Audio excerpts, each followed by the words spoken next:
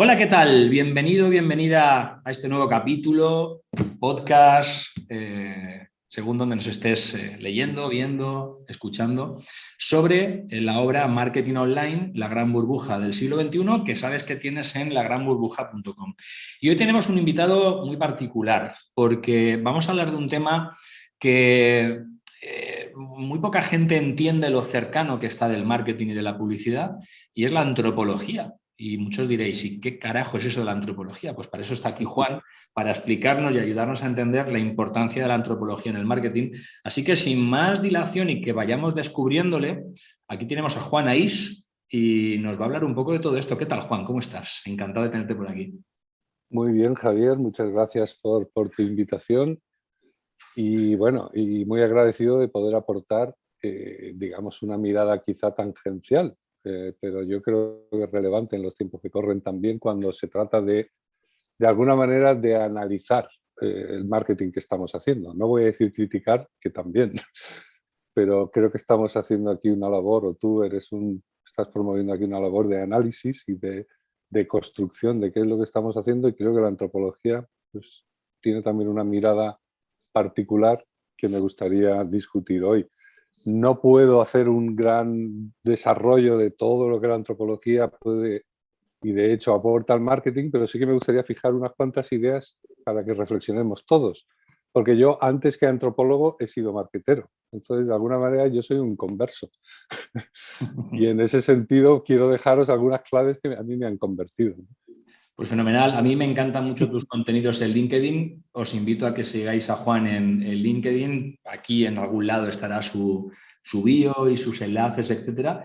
Y bueno, así como muchos de los colaboradores del libro son amigos que yo ya conocía de hacía tiempo, gente que aprecio y que admiro mucho desde hacía mucho tiempo, Juan fue uno de los que han sido un descubrimiento este año, ¿no? Porque a raíz de ciertas cosas que iba compartiendo en LinkedIn y de algún comentario que él fue haciendo y de luego yo ir siguiéndote en LinkedIn, Juan, fui descubriendo una forma de ver el marketing desde tu punto de vista y desde tu cabeza bastante curiosa, y yo que no me quedo nunca con lo que me cuentan, sino que me gusta ir más allá y me gusta sí ser crítico y muchas veces muy autocrítico con todo lo que hago, pues me interesaba mucho esto, te fui siguiendo, te fui leyendo y te propuse ser parte Sí. de este proyecto porque Y, creo que sí. y creo que en algún post tuvimos algún intercambio interesante de perspectivas, ¿no? Recuerdo cuando respecto al social selling, ¿no? A vender directamente dentro de las plataformas. Sí, a partir de ahí nos seguimos.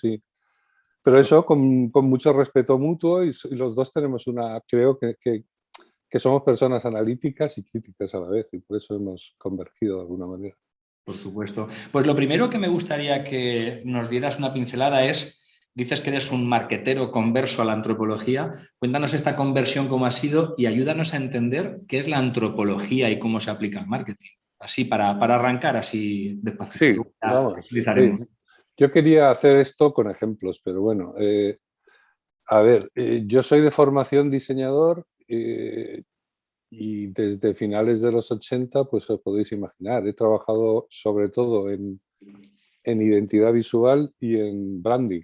O sea, es una larga trayectoria ya. Si estamos hablando de finales de los 80, principios de los 90, pues he diseñado muchas marcas, he hecho estrategias de marca, sobre todo para pymes, en grandes cantidades, y también desde el branding siempre, como sabéis, también se diseña, ¿no? Cómo debe ser o se vigila cómo es el branding, porque digo, cómo los planes de marketing, quiero decir que se vigilan desde el branding porque al final ayudan a construir la marca.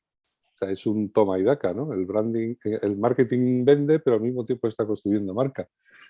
Y en ese sentido yo también viví pues la arribada de las promesas del marketing online, ¿no? De todo aquello de todo es medible, y luego pues con clientes también, anécdotas como aquellas de que tenía un cliente cuya competencia Google le permitía utilizar su propia marca aún siendo registrada. O sea, quiero decir, alguien te copia un producto y encima Google permite que utilices en ese producto pirata tu marca.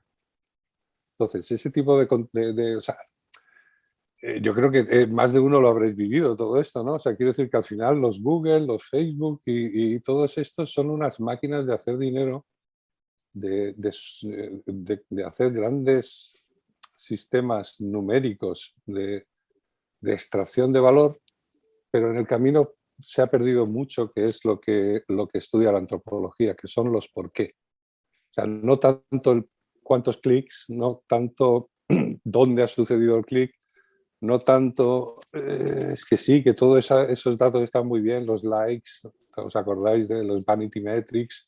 Tuvimos toda una época de ilusión de que eso nos estaba diciendo algo, pero realmente sin lo que se llama data cualitativa, o sea, sin ir a preguntar a la gente o sin ir a seguir con ellos a las personas en el campo, como decimos los antropólogos, que el campo puede ser digital, sin estar con ellos, sin ver qué símbolos utilizan, qué lenguajes utilizan, qué argot utilizan, qué simbologías están usando, qué semánticas, qué cosas comparten y les hacen moverse en grupo.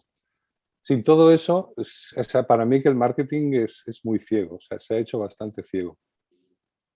Entonces yo ponía aquí, quería empezar a arrancar con una noticia, ¿no? Que sí, tal cual la cogí a través de un informe de IBM. Dice así: ¿sabías que el 90% de los clientes tiene muy en cuenta la opinión de sus semejantes antes de comprar? La noticia continúa. El poder de la recomendación reside en la confianza que genera. Por eso, la principal fuente de influencia a la hora de tomar cualquier decisión de compra son las recomendaciones de amigos y familiares, 74%. Según señala el informe Greater Expectations de IBM. ¿Vale? Esto es recurrente en todas las encuestas, es recurrente, pero el marketing, el marketing habitual no lo aborda. No, nosotros preferimos meter una inversión en un sistema de segmentación que nos recomienda Facebook o nos recomienda Google, nos ponemos esa anteojera, marcamos clics, lanzamos y creemos que estamos llegando a la gente cuando realmente la gente, el ser humano es el ser del sentido por antonomasia. O sea, es decir, es más importante, nos vamos a fiar mucho más de lo que nos diga nuestro familiar o de lo que nos diga nuestro socio si es de empresa, si la compra que hay que hacer es de B2B, o yo qué sé, o si nos tenemos que comprar una bicicleta eléctrica porque ahora está de moda, pues vamos a comprar la que nos diga el colega, no la fantasía esta de los que estáis y estamos vendiendo marketing. No. O sea, Fíjate que muchas veces cuando planteamos los contenidos, ¿no?, de una página web y planteamos las secciones publicitarias, sí que de alguna forma intuimos que esto es importante. De hecho, yo creo que este dato es algo que ya se sabe, ¿no?, y se conoce. Otra cosa es que lo utilicemos bien o lo apliquemos bien.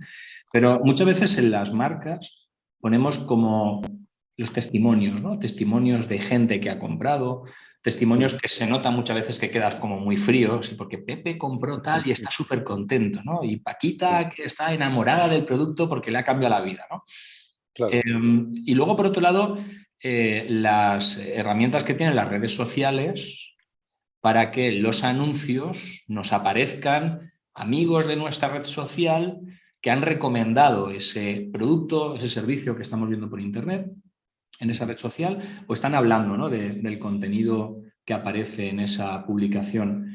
Pero el anunciante es capaz de entender cómo está haciendo esto, porque ha habido una cosa que me ha gustado de lo que has dicho, que no nos esforzamos en saber el porqué de las cosas, ¿no? Vamos a entrar un poquito ahí. ¿Cómo podemos conocer desde el punto de vista de la antropología, y así nos cuentas cómo aplica la antropología esto, cómo podemos entender el porqué de todo esto? Alguien decía, creo que fue Roberto Espinosa, ¿no?, que lo habías entrevistado antes, que el otro día le veía el podcast y hacía mucho hincapié en que no hacemos investigación y que estamos utilizando modelos y nos estamos creyendo modelos, y estoy totalmente de acuerdo con él. O sea, la antropología se basa en que cada marca, cada mercado al que se dirige es un campo de estudio en sí mismo, y hay que hacer un estudio, una investigación ad hoc muy precisa y no utilizar todas estas cuestiones de bote, ¿no? Pero bueno, eso es por hacerte una introducción rápida. Pero bueno, yo quería hacer, antes de llegar ahí, a los por qué, porque todo está enlazado, Bien. yo quería hacer una consideración general desde la antropología social y cultural que creo que, o sea, son como anclas que os dejo a los que sigan el libro, ¿no? Es decir, yo creo que existe una ceguera en el marketing que es consustancial a su propia historia, a su pasado, de la mano de la industria y de la época del gran consumo de masas y de la época de su propio pasado. Y es que en publicidad y marketing solemos usar la sociología, que estudia lo macrosocial, en el sentido como siempre son agregados, son generaciones, son culturas, son géneros, son clases sociales, son estilos de vida. O sea, eso ha sido una manera de medir y de segmentar. Y luego hay otra muy en boga últimamente, otra vez, porque estos son ciclos en la publicidad, unas veces se le da más importancia a la sociología y otras veces a la psicología, que estudia al actor individual, el sujeto, el buyer persona, decimos ahora, lo pasamos en la cognición, hay quien habla de hackeo de cerebros, de neuromarketing, la motivación, lo inconsciente. Si os dais cuenta, utilizamos ciencia sociológica, ciencia psicológica, para justificar todas nuestras acciones de marketing. Pero nos olvidamos de la antropología, que es donde realmente suceden los intercambios, que es en el ámbito de lo microsocial. O sea, está lo macrosocial de la sociología, lo individual de la psicología y es algo que creo que es importante que os metáis en la cabeza, lo microsocial.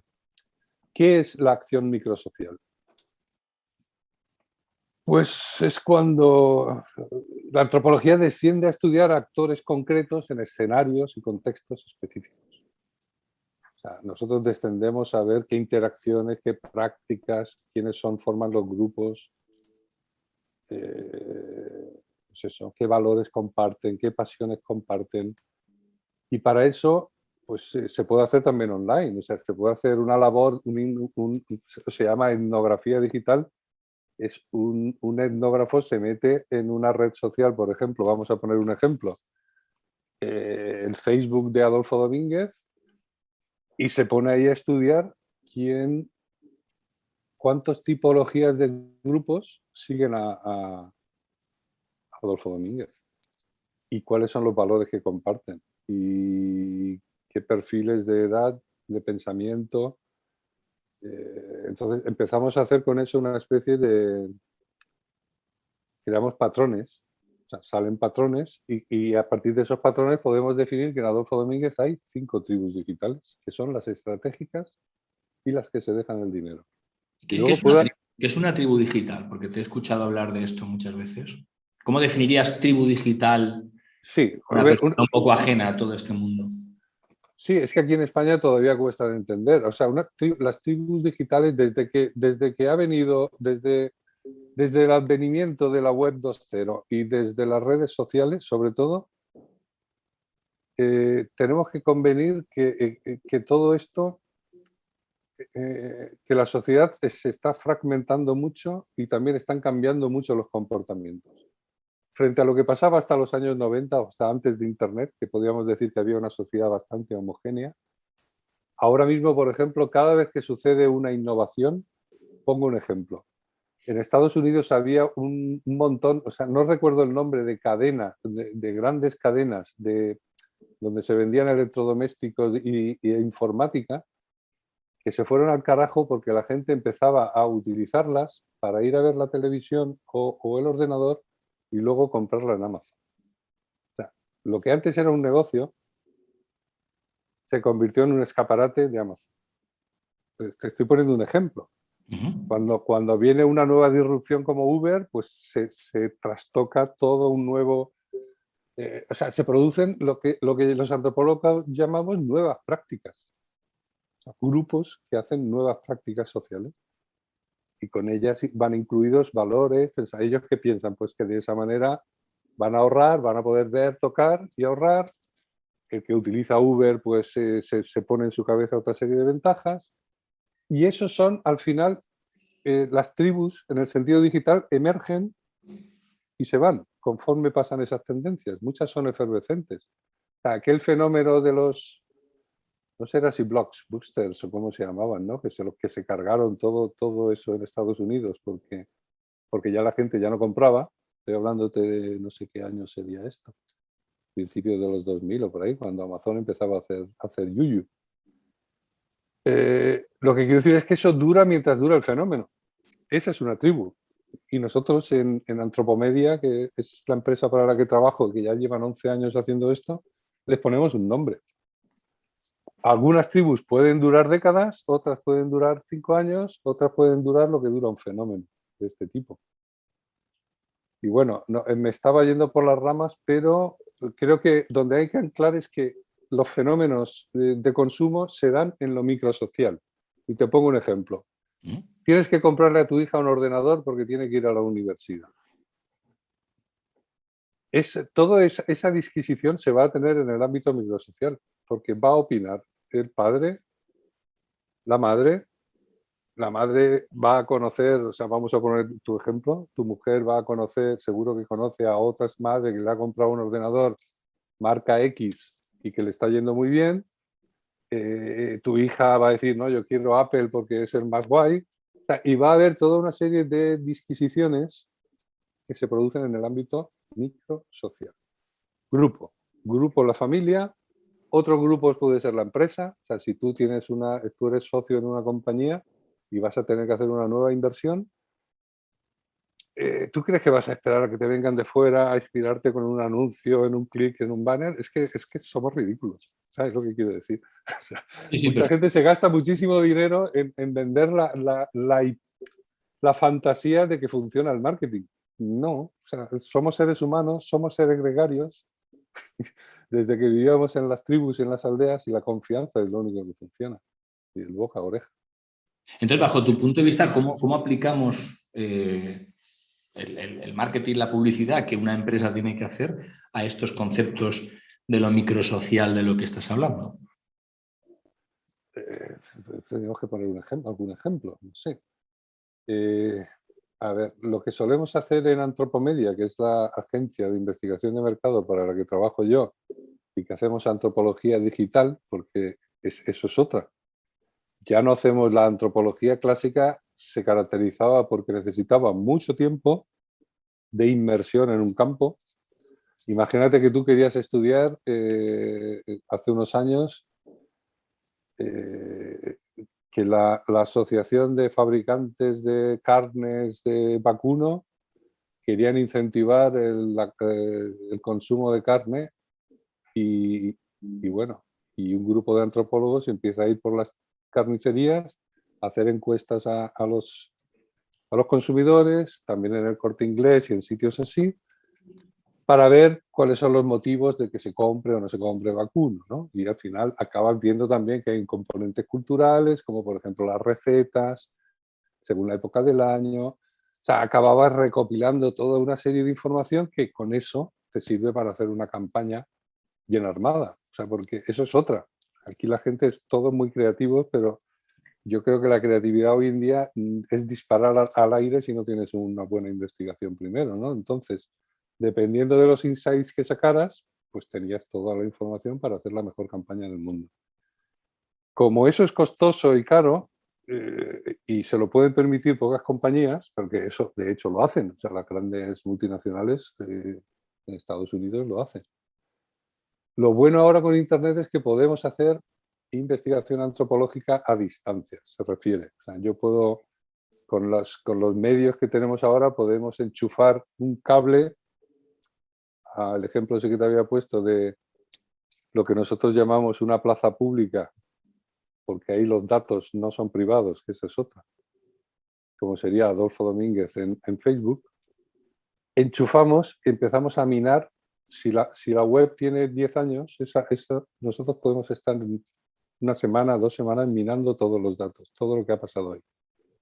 Te estoy hablando de ciencia. O sea, estamos mirando el pasado, pero estamos mirando la realidad. Estamos sabiendo quién interactuó con quién. qué se dijo sobre tal modelo, sobre tal cómo fue la campaña de tal temporada. ¿Qué personas tienen entre sí vínculos reales de seguimiento? Es que eso es lo fuerte. Eso a nivel de antropología, eso ya es una estructura. O sea, cuando alguien sigue a alguien, no es que yo le he dado un like porque pasaba por ahí. Y a lo mejor el like es porque la chica de la foto está buena, pero no es porque vaya a comprar el producto, ¿sabes? Pero hacer seguimiento entre personas que tienen afinidades y todo eso se comprueba. O sea, se mina, se visualiza con programas propios y luego hay analistas que son científicos sociales que estudian todo eso y lo encajan con las teorías y metodologías de la antropología social y la psicología y también las ciencias de redes. Y a partir de ahí sacamos un mapeo de tribus estratégicas para las marcas. Lo hacemos con la marca en cuestión que nos contrata y con su competencia. Porque muchas de las tribus de la competencia o muchos de los miembros de las tribus de la competencia son susceptibles de venirse con nosotros. Entonces, es un proceso que es algo complejo de explicar, pero es científico. Frente al marketing que se está haciendo ahora, que es puramente especulativo para mí y que se está basando cada vez más en estadísticas además manipuladas, que se está basando además en granjas de bots, que se está basando en la gran burbuja que tú dices, creo que debemos volver a más ciencia, por favor. O sea, ¿sabes? Hay Porque fíjate, estás hablando... No, me resulta muy interesante la forma de entender el análisis previo de los datos, ¿no? Porque tú estás No, hablando... porque tú analizas primero la sociedad, o sea, ¿a qué sociedad me estoy dirigiendo? Y esa sociedad, para mi marca, ¿cómo es? O sea, no es la sociedad, no es la misma sociedad la que nosotros tenemos que mover para conseguir socios del Club del Real Madrid, por poner un ejemplo, que dónde está la sociedad y qué tenemos que remover y qué tenemos que mirar para vender Samsung. O sea, ¿sabes lo que quiero decir? Cada campo es específico y esa es una de las especificidades de la antropología, que es que atiende a la diversidad cultural y mientras que el marketing as usual, como digo yo, intenta normalizarnos a todos. Intenta creer que hay un corpus social exactamente igual y que si tú disparas con grandes artillerías, algo caerá. Pero es que realmente es así. Es que yo estoy convencido que es pura estadística. Alguien querrá comprar y alguien caerá. De hecho, durante la pandemia... Cuando pintamos estrategias con Salesfunnel Canvas y trabajamos la etapa de awareness, que es la etapa en la que supuestamente lo que tenemos que conseguir es despertar ciertas necesidades en un grupo, en un conjunto, ¿no? O detectarlas al menos y trabajarlas y evidenciarlas, muchas veces caemos en la tentación de ir a esos públicos fríos, por ejemplo, en un Facebook, y en lugar de hacer esa labor de conversación y de acercamiento, ponemos anuncios con nuestros productos y siempre vendemos, siempre cae alguien, ¿no? Pero es justamente lo que estás diciendo. Yo siempre he tenido esa intuición de que al final es una cuestión estadística. O sea, que siempre hay alguien que quiere comprar eso, ¿no? Pasaba por ahí. La pregunta sería, ¿cuánto dinero he despilfarrado hasta llegar a ese alguien que está por ahí que de repente te compró, ¿no? Entonces, tú lo que estás planteando es justamente de hacer esa acción de awareness en lugar de intentar vender, hacer esa acción de awareness para conocer más que para vender, ¿correcto? Sí, o sea, más que acción es hacer una acción de investigación previa, o sea, de conocer el terreno social. O sea, conocer, porque además, otra de las cuestiones que nosotros, los antropólogos, somos distintos al marketing tradicional, es que nosotros pensamos que la sociedad la organiza la propia sociedad. O sea, quiero decir, es la propia sociedad la que decide, o un grupo, un grupúsculo de la sociedad es la que decide, coño, vamos a ir a los almacenes a probar los teclados, a trastear con los ratones, a ver las televisiones, para luego comprarlas en Amazon. Eso no lo ha diseñado nadie. No es claro, esas cosas ocurren. De hecho, recuerdo que creo que en algún otro podcast lo hemos mencionado, aquella campaña que me pareció brillante de Aquarius, que decía, nos hemos esforzado en crear una bebida para deportistas, Y al final nos compra todo el tipo de gente menos deportistas, ¿no? Diciendo, la gente hace lo que le da la gana, ¿no? Sí, bueno, eso fue otra forma de verlo, pero es así, sí. Que ni siquiera ellos eran capaces de haber creado ese concepto de producto, ¿no? Y al final dices, bueno, entonces, ¿cuál es la clave? ¿Pongo el producto en la calle y a ver lo que pasa con los mercados y con la sociedad? O lo que tú estás diciendo. Investiga. O sea, investiga cómo está cambiando la sociedad, haz mapeos de la sociedad, online, offline, entiende, haz incluso o sea, test de usuario, investiga. Y con esa investigación tú eres capaz de llegar al público que está esperando tu producto, porque de hecho, es casi como para muchas tribus, son ellas las que deciden qué marca. O sea, bueno, no sé, tú sabes, o sea, ha habido una época, o sea, no sé, las primeras acciones de marketing tribal eran en los 90 y creo que era Solomon, que era una marca que hacía cosas para ¿cómo se llaman? Para skaters. Claro, era la tribu de los skaters y Solomon montó toda una parafernalia de marcas, de campañas, de ropa, a lo que me refiero es que era algo que estaba pasando en la calle. Solomon se lo apropió. Es que no quiero decir la palabra apropiar, sino que de esa creatividad de la social supo devolvérsela a la gente mejorada y supo interactuar con esa gente. Y al final, ese es el gran cambio que ha traído Internet y que ha traído esta nueva era, que ya las marcas no tienen ningún poder sobre lo que diseñan. Eso es una fantasía que nos viene de la época de cuando Pininfarina diseñaba un coche muy chulo en su estudio, porque él lo valía y ese Pininfarina se vendía, ¿sabes? O sea, Fíjate que es otra época. quien te estoy yendo estará entre muerto de miedo por no saber si todo lo que ha aprendido hasta ahora tiene sentido o no, o pensando a lo mejor que se te ha ido la pinza y que estás en un mundo raro Paralelo. que yo comparto, ¿eh? Entonces, en esto que estás comentando, ¿en qué papel queda esto que tanto nos hablan del buyer persona? Y que a pesar de que yo lo tengo ubicado en Salesman Canvas como elemento a trabajar, siempre Sí, sí, digo, te voy a hagáis poner un buyer ejemplo. persona como tal. Es buena pregunta, porque, a ver, sí, podríamos hablar de muchas facetas, pero esta es una muy interesante porque está tan de moda. Os voy a poner un ejemplo que se hizo en México, porque tenemos 10 años de trabajo en México y yo puedo contar pocas cosas porque ya sabéis que todo esto es confidencial. Pero bueno, esto es una abstracción. Para un cliente, una agencia había detectado un buyer persona que ahora os lo leo, pero es una single mom. O sea, ¿vale? Y te lo leo, es una mamá soltera. Uh-huh. Las metas de la mamá. Trato de organizar el dinero lo más que pueda. Suelo mantener todo muy bien presupuestado. Nunca pongo en riesgo la salud de mi familia. Distribución del dinero. En alimentación tantos puntos, en servicios tantos, en comida y en salidas otro poco. Hábitos. Trato de ser precavida con las tarjetas de crédito, pero hay veces que es necesario. Suelo buscar las ofertas que me ayudan a que rinda más el dinero. Cuando me quedo sin dinero, suelo recurrir a personas de confianza. Apps más usadas, que aquí te pone pues, Facebook, no sé qué tal. Frustraciones, los pain points.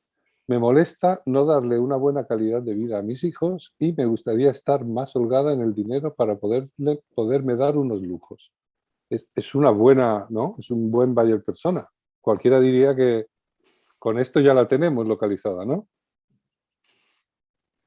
Pero lo que pasó en la investigación real en México es que, o sea, quiero decir, una cosa es esto, que se produce en un estudio de diseño, un pequeño comité o una persona, a través de la idealización de las madres solteras que conocemos, y todo esto es verdad. O sea, es cierto. Pero la Sí, pregunta es suficiente. esta persona existe, es lo que quieres decir. No, que podría existir, es lo que quiero decir. Y todos Pero la podemos pregunta llegar a es conocer a una persona como esta. sí, pero la cuestión es, ¿tiene suficiente textura, relieve, vida? Tenemos bastantes pistas para conectar con ella.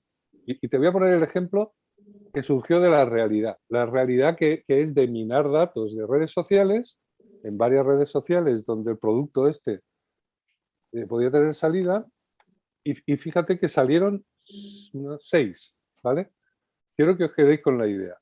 Single mom, todo lo que hemos visto, pero el estudio sacó las mami bloggers, qué son y cómo construyen su identidad. La presente tribu digital está integrada por madres de familia, pediatras o personas que se adjudican es que no está entero, que se adjudican el poder o el saber dar consejos, porque como son pediatras o gente que sabe mucho, y lo hacen a través de blogs, ¿vale? Hay otras que se llaman Vanity Moms. La Vanity Moms es una tribu compuesta en su totalidad por perfiles femeninos, madres que utilizan los medios sociales para, bueno, es que no está entero, aquí esto es un resumen, pero quiero recordar que era para sacar su vanidad a través de los hijos, ser su vanidad de madre a través de enseñar a sus hijos lo bien que los cuidan y tal. Pero fijaros cómo ya estamos añadiendo textura humana. O sea, ya es una madre con vanidad o ya es una madre consejera. Luego están las preacher moms, que son mujeres de 30 a 50 que, al igual que muchas tribus digitales, bueno, pues estas son, es que no está entero, pero bueno, creo que desarrollaban un orgullo por sus hijos a través de fotos, de verlos crecer, de cómo prosperan y tal. Luego están las stay-at-home moms, que no pueden, que mujeres de 30 a 45 con hijos menores de 13 años, que cuentan que no pueden salir mucho de casa y casi todo lo que hacen lo hacen en casa. Luego están las Instamoms, que utilizan más Instagram, de 20 a 35 años, que muestran la identidad a través de, no sé, está cortado. Y luego están las luchonas moms, que siempre están demostrando el esfuerzo que hacen por sus hijos. Y si nos pusiéramos a analizar, habrían más. Entonces, lo que quiero decir es que frente a una definición abstracta, que podría ser, aquí tenemos muchas formas, aquí ya tenemos gente, personas encarnadas, y además, ¿dónde las podemos buscar? Unas en Instagram, otras porque son blogueras, unas porque les puede el orgullo, otras porque les puede la vanidad, y a través de eso podemos crear una creatividad que les enganche y que comunique con ellas. Sí, porque esto es una de las cosas que más nos han llevado locos en el marketing con el tema del buyer persona, que intentábamos personificar tanto el público al que nos dirigíamos en Marta o en Pepe, Sí, que al final hacíamos unos contenidos solo para Marta o solo para Pepe, ¿no? Cuando realmente tú estás hablando, al hablar de tribus, englobas muchas personas que tendrán luego... Que tienen preocupaciones y tienen características identitarias diferentes. Por eso es una tribu. Porque se identifican a ellos mismos de una manera tan especial que enseguida que tú les des un mensaje bien diseñado a su medida, lo van a hacer suyo. E incluso lo van a divulgar. Que lo bueno de todo esto es que cuando conectas con una tribu, tú eres la tribu. O sea, la marca se termina de convertir en tribu. Pero bueno, este es un ejemplo de la utilidad, sí, de la diferencia. Con lo cual, si en lugar de pensar en un buyer persona, pensamos en las tribus, como estás comentando, seremos capaces de generar una comunicación a través de unos canales de una forma mucho más global, pero también atendiendo a una parte mucho más humana de esa tribu, claro. ¿no? Este es otro de los grandes mantras que se han perdido por el camino. Uno era, todo se puede medir. El segundo, recuerda, engagement. O sea, vamos a conseguir engagement. Los cojones, bueno, perdón, que estoy en público. El engagement no se puede conseguir contando tu milonga. El engagement se produce si tú hablas el mismo lenguaje de la tribu y si tú eres tribu. Y si tú te puedes convertir en un jefe de tribu porque eres alguien, o sea, por ejemplo, una marca estoy pensando, sí, una marca de productos para bebés es capaz de analizar esto bien, puede quedarse con una o dos o tres y ser su jefe de tribu. O sea, porque es el que les va a proveer de todos los mejores consejos para educar a tu hijo. Desde la psicología, o sea, esa mamá que era la pediatra, la que iba de enterada, lo puede suplir una marca que hace carritos de bebé y toda la parafernalia de demás, ¿no? Es que ese es el camino hacia el engagement. Y ese es el camino hacia el verdadero inbound. Y ese es el camino hacia el verdadero marketing con alma. Lo otro, hemos vivido una época de tirar pedradas. O sea, es cargar fusiles con piedras y hacer que la gente se ha tenido que defender, hay que poner ad blockers, ha tenido que decir, tío, ¿por qué me persigues? Si yo una vez busqué una cosa, una vez maté un perro, mataperro me llamaron y ya me sigue el algoritmo por toda la vida. Otra de las cosas que la antropología dice es que nunca, el ser humano es el bicho, el único bicho que miente, y miente hasta a sí mismo. Entonces nosotros nos definimos más, la imagen que utilizamos más los antropólogos, sobre todo en redes sociales, es que somos como cubos de Rubik.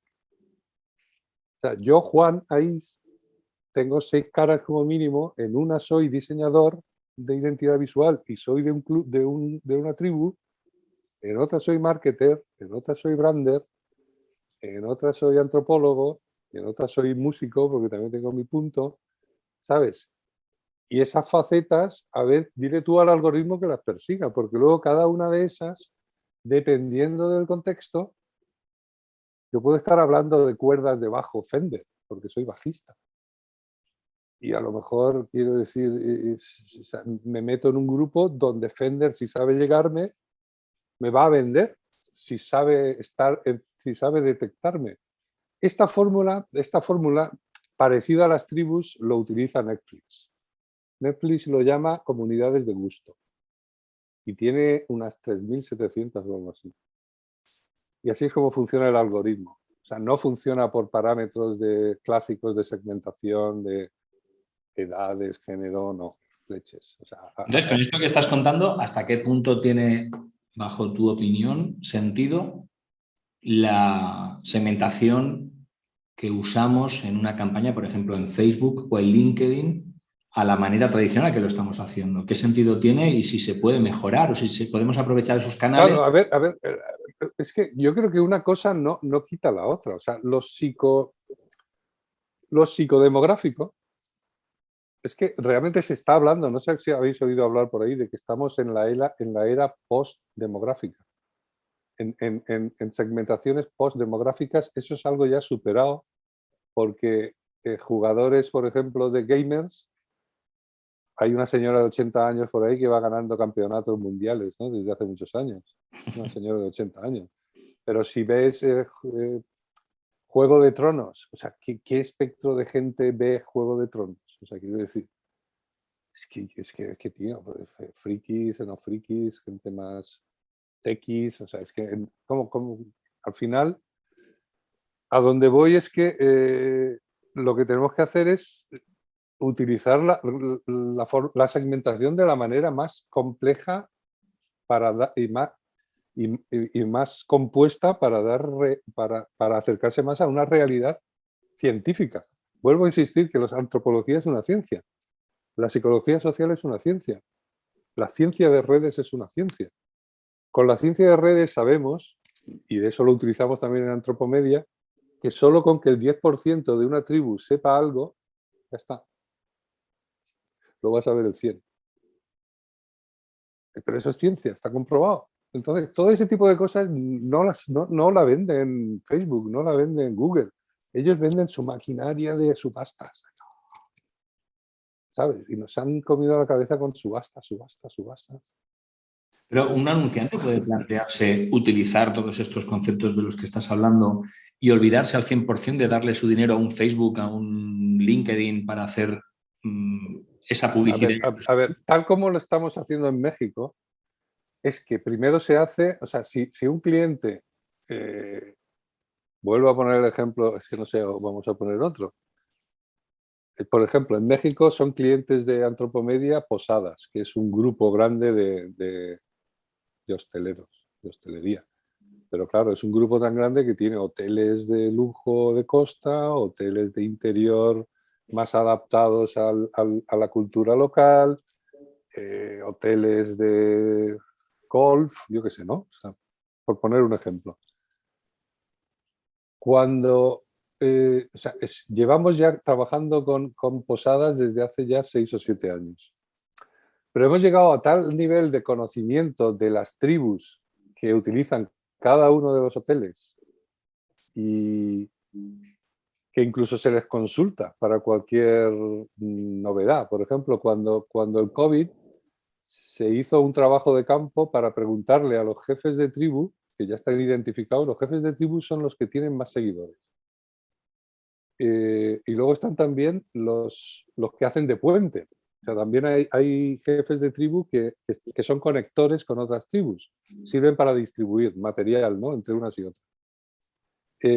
A lo que iba, a ver, que creo que me desvié un momento.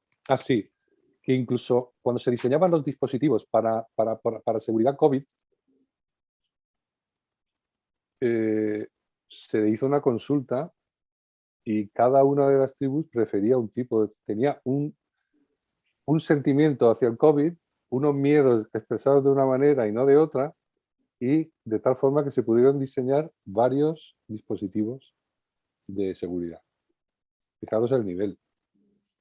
Cuando aquí en España me consta, porque también trabajo con hoteles, por ejemplo, aquí más cerca, en Benidorm, que ya si tienen un protocolo que valga tanto para los guiris sexagenarios y jubilados como para los hipsters, ya sean con un canto en los dientes, ¿no? Quiero decir, no hemos llegado a ese nivel de diversidad, de atender la diversidad.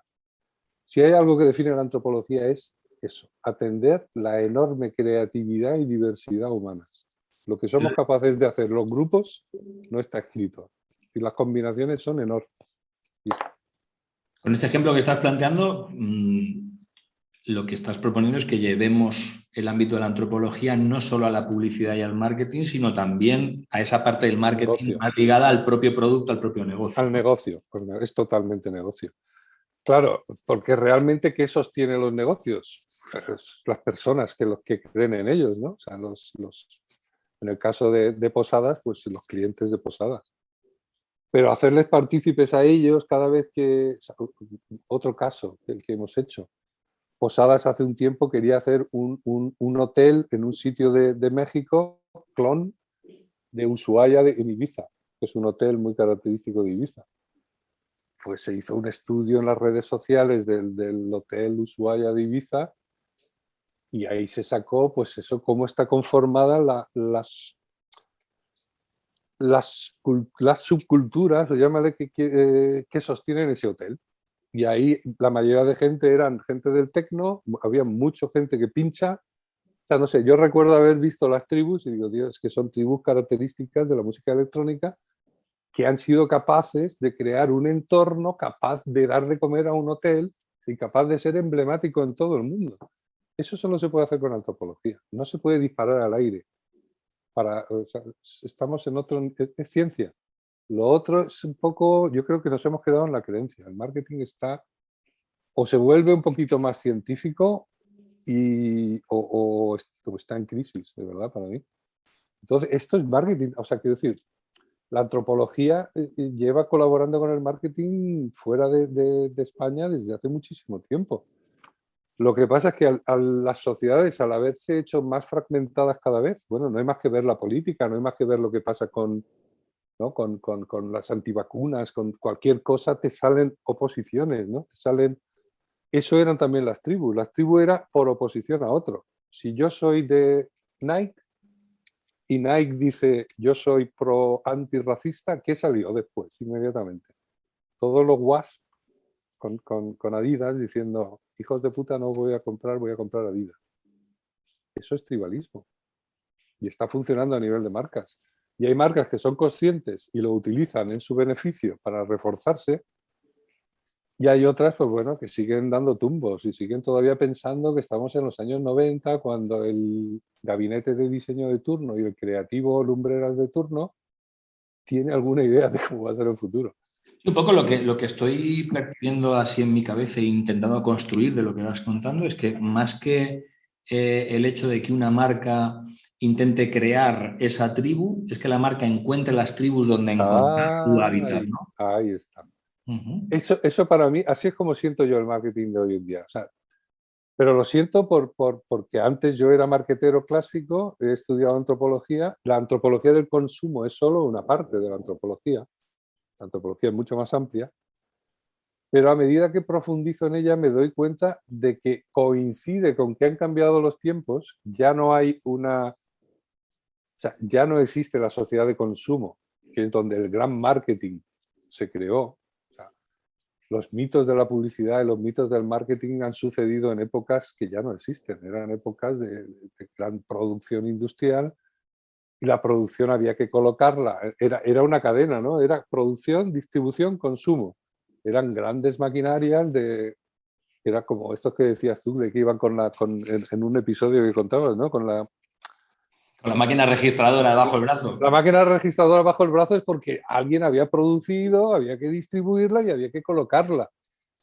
Pero era todo tan virgen, era como ir al oeste americano y tenías todo para...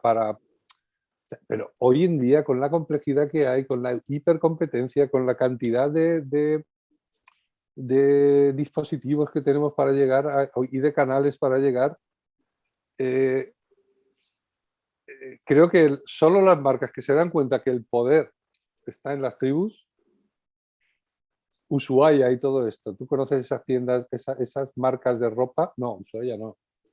¿Cómo se llaman estas? Hay una marca de ropa que utilizan mucho las que van al Burning Man y todo eso, un estilo de vestir. No me acuerdo del nombre. Bueno, ya saldrá. Pero lo que quiero decir es que muchas veces son fenómenos sociales. O sea, un festival como el Burning Man acaba vistiendo a las chicas que van al festival. Y es una marca. Y nació el festival o la marca estaba allí o sea, se Una co-construyeron. pregunta, Juan, que me está inquietando mucho con todo lo que estás comentando. ¿Qué fue antes, el huevo o la gallina? Es decir, Sí. la marca es consciente de la importancia de la antropología y trabaja en base a esa ciencia o circunstancialmente le ha tocado la flauta y ha encontrado el camino según la sociedad o las tribus se han movido? La marca pasaba por ahí, enganchó, hizo match con ese movimiento social. Bueno, por eso te decía que la primera que podemos decir que hizo marketing tribal consciente fue Salomón con los skaters en los finales de los 90. Está documentado. Pero hay marcas que lo hacen conscientemente. O sea, ¿cómo se Pero llama esta? Apple es mucho esto también, ¿no? Por lo que estás comentando, ¿o A no lo ves? ver, yo he visto a Apple así mucho porque yo lo vi nacer. O sea, Ujú. yo fui o sea, yo en el año 88 cogí un primer Apple cuando estaban empezando. Y yo recuerdo que eran tribus, o sea que Apple fue a por la tribu de los gráficos, de las gráficas, bajo el pretexto de que como tenemos tipografías, somos el único ordenador que tiene tipografías y que tiene un ratoncito capaz de que tú puedas meter dibujitos y tal, fueron segmentando en base a tribus. Entonces dijeron, primero, las artes gráficas. Yo fui uno de los evangelistas. A mí me contrató Apple cuando estaba en Alicante, que antes eran Apple Centers, y en Murcia, Apple Centers de Murcia, y yo fui uno de los que fui haciendo eso, lo que hoy se llamaría transformación digital de la industria gráfica, ¿no? Estoy hablándote del año 90 o por ahí. Claro, luego me di cuenta que ¿a por quiénes fueron? Fueron a por los arquitectos, con los primeros 3D, luego fueron a por los músicos también, porque yo tenía un amigo que fuimos a Barcelona a buscar un programa que podía escribir partituras para meterlo en un laboratorio de un conservatorio. O sea, al final fue por las profesiones creativas. Luego lo metieron también mucho en las universidades, clubs, o sea, las matemáticas, o sea, pero todo era software adaptado, era una máquina que se le metía un software para matemáticas y se metía en los departamentos de matemáticas. Igual que empezaron con las tipografías encapsuladas para gráfica. Entonces, ¿Esa intuición que tú tienes la has tenido ahora o la has tenido de antes? Porque yo la he tenido, de que Apple ha sido hasta que se hizo mainstream, hasta que cambió el sistema operativo y lo hizo abierto a todo el mundo, era una marca eminentemente de marketing tribal. Pero fíjate que es curioso, por lo que estás comentando, que Steve Jobs, una de las cosas que se le atribuye es que era un enamorado un enamorado de todos estos temas, ¿no? Y de todas estas ciencias. Incluso todo lo que era del ámbito humanístico, con lo cual es muy probable que Steve Jobs ya aplicase todos estos conceptos de forma inconsciente y de Sí, forma... es que yo es lo que creo, que de una forma intuitiva o llámale como quieras, pero lo aplicó y lo aplicó bien. Y si repasamos la historia, fue brutal. O sea, quiero decir, como una marquita que no era nada, cuando IBM era un monstruo, empezó a ser, o sea, a ser lo que es hoy.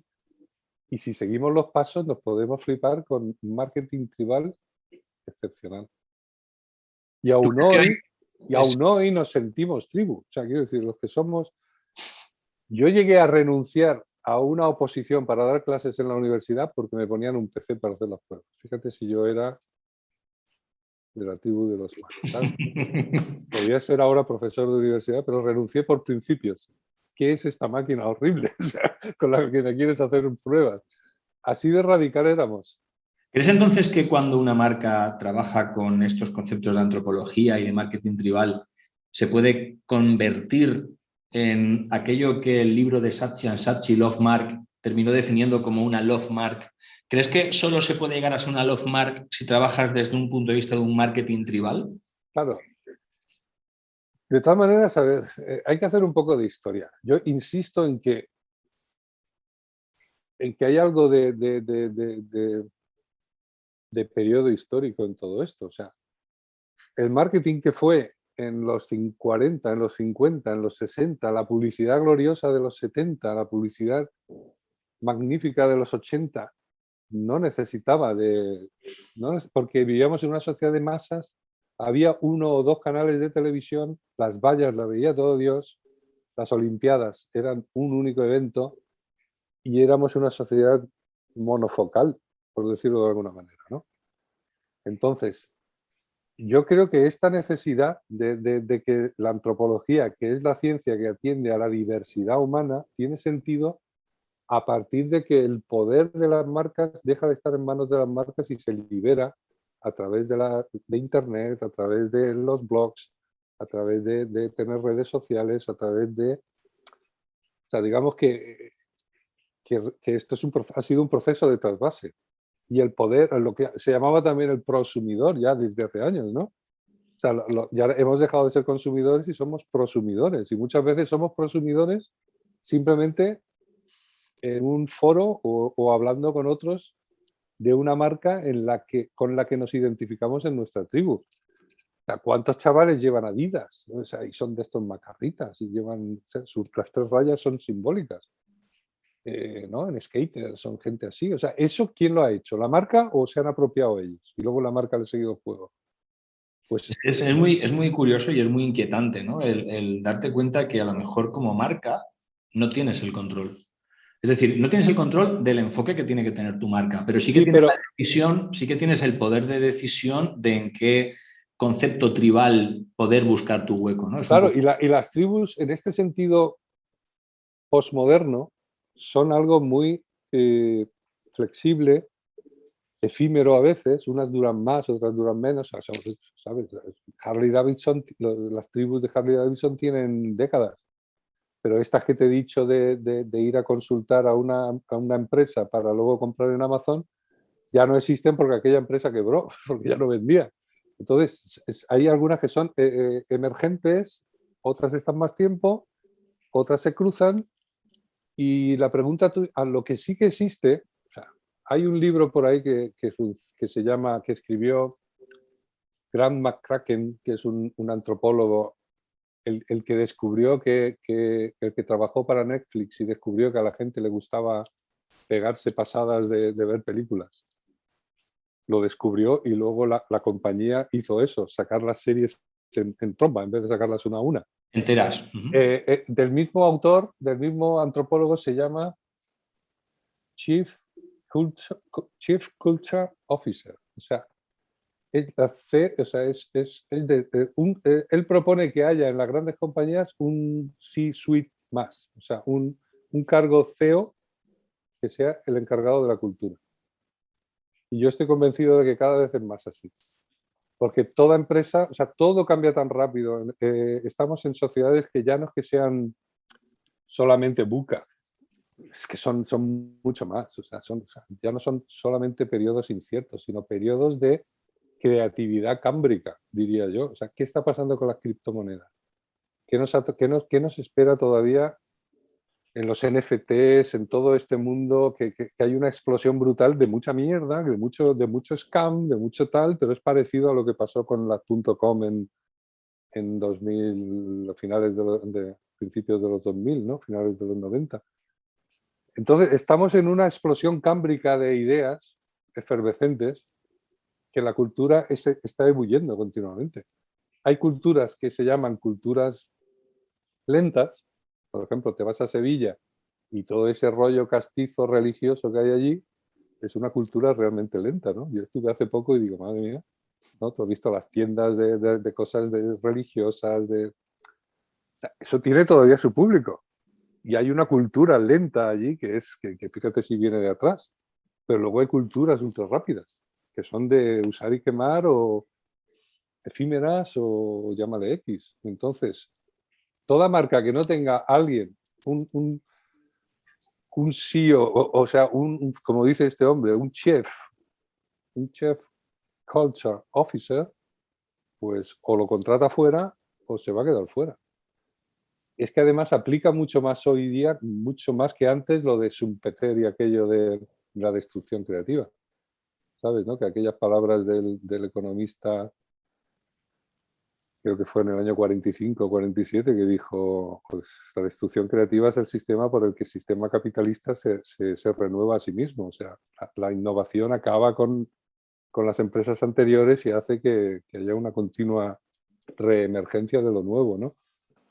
Entonces, eso a su vez hace cambios en los comportamientos y hace que se fragmente también la sociedad. Ya no es una, sino que son muchas. Entonces, vivimos en tiempos para el marketing súper interesantes, pero falta quitarse el velo de la uniformidad. De que solo hay... Fíjate Sí. que en todos los podcasts que estamos haciendo para el libro, en todo este trabajo de investigación que estamos haciendo, en el que yo aprendo una auténtica barbaridad. Para mí, cada vídeo que grabo con cada uno de los colaboradores es prácticamente una clase de un máster. Poco a poco hemos ido diciendo y planteando la posibilidad de que tal vez las empresas en sus equipos tengan que tener diferentes perfiles, como decíamos antes, como ya no solo al marquetero, al diseñador y al programador, sino que tienes que tener un psicólogo, un sociólogo, tú estás planteando incluso un antropólogo y hasta el punto que tú estás planteando un director de la cultura empresarial, ¿no? De la cultura de la marca. Y fíjate, en el sentido que lo digo, no es en las dos direcciones. Cultura Sí, interna y y externa. atento a las culturas externas que se están moviendo. O sea, es una especie de visor y de inspector y de regulador, tanto dentro como fuera. Cosas que muchas veces las marcas creen que pueden tener en una agencia externa, cuando es algo que tiene que formar parte tanto del core de la marca, ¿no? Que una agencia externa, si construyese esa conexión con la cultura, con el ecosistema o con la tribu, como estabas diciendo, sería algo artificial, por muy científico que sea, ¿no? Porque al final estaría como forzando el conectar con una tribu cuando debe de ser la propia marca que desde dentro se empapa con esa tribu, ¿no? Algo así sería. Claro, sí, creo que has captado la idea de la dificultad. O sea, que ninguna cultura se puede imponer. Las Correcto. culturas se crean y se co-crean. Eso que dicen, voy a imponer una cultura corporativa, una mierda. O sea, en toda empresa hay una cultura corporativa oficial, pero luego está la cultura informal, que es la que vale, que es la que se cuece en el bar cuando los trabajadores largan por detrás, las que saben quién es el líder informal y no el líder puesto allí como un fantoche que está en el organigrama. O sea, pasa lo mismo que estamos hablando. Pasa tanto en la cultura interna como en la cultura de consumo. Pero fíjate, en la parte externa que me llama mucho la atención que muchas veces caemos en la tentación, nosotros, los anunciantes, las marcas, las agencias, las empresas, de decir, voy a definir mi marca, voy a definir Ajá. lo que mi marca quiero que sea, lo que mi Sí. marca va a aportar a Pero las... yo he trabajado así, o sea, yo Sí, sí, vengo del sí. branding y llevo toda la vida haciendo eso, o sea, lo he hecho y lo reconozco y lo he hecho mucho. Pero ahora tengo dudas de que esa sea la forma, ¿sabes? Dudas Me encanta razonables. me encanta el concepto que dices de tengo dudas, porque no podemos saber a ciencia cierta lo que es. De hecho, el objetivo de este libro no es decir cómo son las cosas, sino ofrecer la posibilidad de que la gente pueda llegar a dudar de cómo hace las cosas para Exacto. encontrar otros caminos, ¿no? Es que Entonces, es el principio de cualquier apertura, cambio, transformación. Es la duda, claro. Sí, sí, de yo, hecho, hay un capítulo entero que habla de René Descartes, que es el creador del método cartesiano, que empieza por el proceso de la duda metódica, ¿no? Y un poco ahí sí, sí. arranca toda la creación de todo esto. Pues me encanta todo lo que estamos hablando. Además, está resultando una charla como muy relajada. O sea, normalmente cuando he entrevistado o he hecho estas colaboraciones con otros colaboradores que son más del marketing, la inteligencia artificial, pues es como todo muy acelerado, todo muy potente, todo muy fast y te cuesta coger las ideas muchas veces. Contigo ha sido como una charla con dos cervezas, tranquilamente, hablando de No, bueno, filosofía. sí, yo también me he sentido cómodo, además, porque veo que aunque en teoría soy yo el que viene aquí a traer un conocimiento, yo veo que en tu intuición está ese conocimiento también. O sea, yo no he notado una persona que las he tenido, ¿eh? O sea, yo he hablado de estas mismas cosas con gente que tiene una barrera, o sea, es como si yo tratara de venderle confucianismo y él fuera ya católico y vamos, convencido. Contigo he visto que hay una osmosis, ya está, estamos debatiendo, que es lo que mola, lo que hace mucho tiempo que no se ve. Es decir, ni el que habla tiene toda la razón, porque está dudando mientras habla, y el que recibe, pues también recibe con esa predisposición a pensar, ¿no? O a cuestionar. Sí, creo que si tenemos que añadirle otro perfil al mundo del marketing debería ser la filosofía, tal vez, ¿no? Que creo que incluso ese movimiento de pensar que se da en la filosofía debería de estar implícito también en el propio mundo del marketing, ¿no? Para no creernos las cosas tal como creemos que son, sino poder dudar de todo y poder replanteárselo y poder estar constantemente debatiéndose y estar abierto a ese diálogo en Sí, otras. últimamente se habla mucho de la filosofía, pero para mí la filosofía está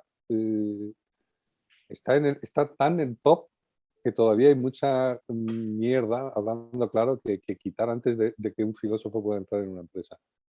Y me explico, o sea, para filosofar tendríamos que limpiar mucho de sesgos, de, de aquí se hacen las cosas porque se han hecho siempre así, o sea, ese pensamiento crítico que ahora estamos estableciendo tú o tú que propones en el libro. O sea, después de toda esa limpia, podría entrar un filósofo y empezar a hacer algo en esa casa. Pero antes hay mucho que hacer, creo yo, en las empresas de este país, que son las que más conozco, sobre todo las pymes.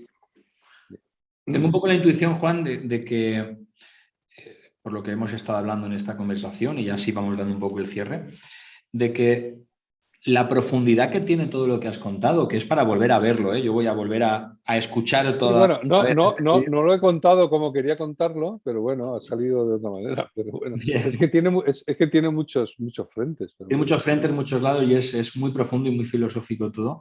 Creo que al final sí que esta profundidad existe y ha existido porque grandes compañías sí que de alguna forma han trabajado con estos conceptos, pero creo que lo que nos ha llegado es un poco como la conclusión que luego no hemos sabido interpretar internamente, ¿no? Es decir, frases como la marca pertenece al mercado.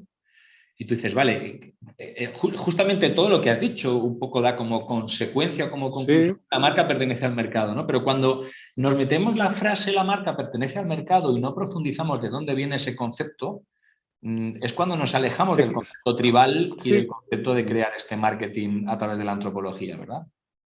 sí, es posible. Que muchas veces nos quedamos con frases como si fueran consignas, ¿no? Sin llegar a descender a hacerlas reales, ¿no? De alguna manera, a vivirlas.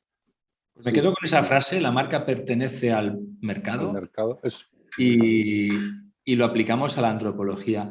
Juan, ha sido un enorme placer y espero seguir disfrutando de tus contenidos en LinkedIn, de tus reflexiones, de tus críticas, muchas veces ácidas, pero con resultado y con conclusiones. Y te agradezco enormemente que nos aportes desde esta tranquilidad y desde este sosiego con el que hablas y con esta paz que transmites, todos estos conceptos tan abstractos, pero tan interesantes, que nos hacen reflexionar, ¿no? De cómo tenemos que entrar en el marketing, de cómo tenemos que trabajar nuestra publicidad, gestionar nuestros inventarios y nuestros presupuestos publicitarios y de alguna forma intentar romper esa burbuja para llegar Sí, a otros mi estados. propuesta, sí, tal cual, pero mi propuesta viene más por investiga el mercado. O sea, conoce a quién va a soportar tu marca, o sea, conócela bien. Ya está. Alguien lo dijo también, es que, quiero decir, Roberto Espinosa dijo, aquí en España no se hace, de alguna manera, yo lo había notado el otro día que lo seguí, dice, es que lo que falta es hacer investigación. Sí. Es verdad, o sea, fórmulas tenemos 1000. Lo que a la empresa le cuesta pensar es que parece que hoy en día, como estamos acostumbrados a lo rápido, ¿sabes? Pulsa este botón y conseguirás tal cosa. Entonces, la reflexión de decir, ¿quiénes somos nosotros como marca? ¿Cuáles son los públicos que nos están soportando de verdad, los que nos están dando de comer, tanto internos como externos? Y a lo largo de la historia, ¿quiénes han sido? ¿Quiénes siguen con nosotros y quiénes se están yendo? ¿Qué están haciendo? O sea, es que yo no haría ya...